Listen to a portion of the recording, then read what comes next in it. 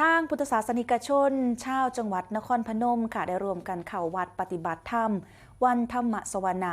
ครอบครัวหิ้วตะกร้าศรัทธาอิ่มบุญอุดหนุนชุมชนค่ะเป็นการสืบสานวิถีวัฒนธรรมไทยริมฝั่งโขงค่ะวาทีพันตรีอดิศักดิ์หน่อยสุวรรณผู้ว่าราชการจังหวัดนครพนมนำพุทธศาสนิกชนชาวจังหวัดนครพนม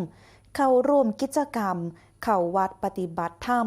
วันธรรมสวนะภายใต้โครงการครอบครัวหิวตะกร้าศรัทธาอิ่มบุญอุดหนุนชุมชนไซผาไทยนางศาสตร์ตักบาตรริมโขง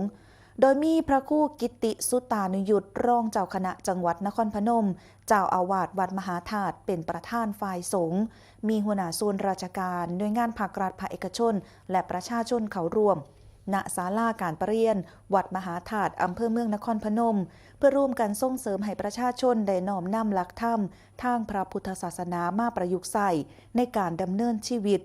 รวมสืบสานประเพณีวัฒนธรรมอันดีงามของท้องถิ่นริมฝั่งแม่น้ำโขงเช่นเรื่องของการใส่ผ้าไทยการตักบาตรในวันธรรมสวนะซึ่งถือเป็นอัตลักษณ์สำคัญที่สะท้อนวิถีชีวิตและก็ความศรัทธาของชาวนครพนมนอกจากนี้กิจกรรมนี้ยังเป็นการส่งเสริมในการขับเคลื่อนสังคมคุณธรรมส่งเสริมให้พุทธศาสนิกชนหันมายึดมั่นในหลักธรรมคำสอนของพระพุทธศาสนาและก็ร่วมกันซอยการฟื้นฟูประเพณีการเข้าวัดปฏิบัติธรรม